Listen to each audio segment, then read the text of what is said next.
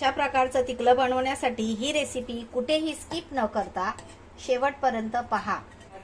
साहित्याचं अचूक प्रमाण डिस्क्रिप्शन मध्ये दिलेलं आहे। बांगड्याचं तिकलं करण्यासाठी इथे आपल्याला मिरच्या सोक करून घ्यायच्या आहेत। यामध्येच चिंच टाकायची आहे, धणे आणि बडीशेप। आता यावर गरम पाणी टाकायचं आहे।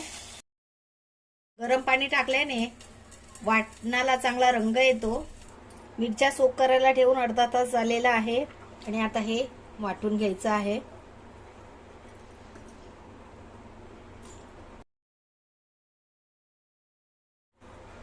त्याचबरोबर खोबरं घ्यायचं आहे, लसूण, हळद, लाल तिखट। हे घरचं लाल तिखट घ्यायचं आहे। आपल्याला बांगड्याचं तिकलं बनवायचं आहे, ते जरा आंबट आणि तिखट असतं। हे तिखट मसाला वापरायचा आहे। आता हे वाटून घ्यायचं। आता हे वाटून झालेलं आहे। तिकलं बनवताना यामध्ये तेल घ्यायचं नाहीये फोडणीला। हे बघा, असं यामध्ये वाटण घालायचं भांड्यामध्ये। मिक्सरचं भांड धुवून घेऊया, गॅस चालू करून घेऊया, थोडंसं पाणी ऍड करूया।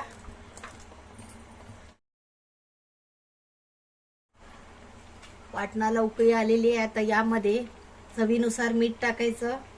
त्याचप्रमाणे ते स्वच्छ धुवून ठेवलेले बांगडे टाकायचे आहेत।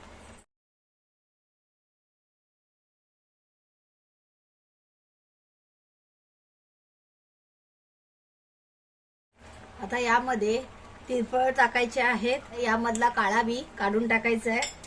हा बघा, असा हा काळा बी आहे, तो काढायचा। हे बघा, असा बी काढायचा आहे त्याच्यामधला आणि हे टाकायचं यामध्ये, म्हणजे चांगला त्रिफळाचा अर्क तिकल्यामध्ये उतरतो। कोकम टाकायची आहे। चिंच आपण टाकली आहे तरी सुद्धा कोकम टाकायची। आणि आता हे 5 ते 7 मिनिटं शिजू द्यायचं आहे मंद गॅसवर। शिजायला ठेवून 5 मिनिटं झालेली आहेत। आता जरा पलटी मारूया।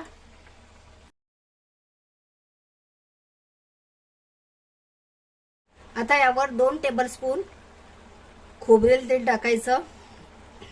खोबरेल तेलने आली खूपच छान सुगंध येतो, तिकल्याची टेस्ट वाढते।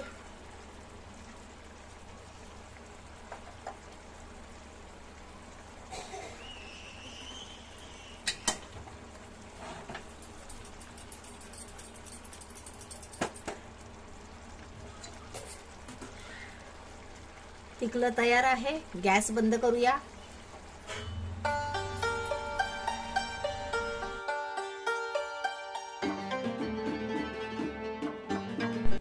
अशा प्रकारे भांगड्याचं तिकलं तयार आहे। रेसिपी आवडली तर लाईक करा, शेअर करा। चॅनलवर नवीन असाल तर चॅनलला सबस्क्राईब करा आणि शेजारचं बेल आयकॉन क्लिक करा, जेणेकरून येणाऱ्या सर्व रेसिपीचा आस्वाद घेता येईल।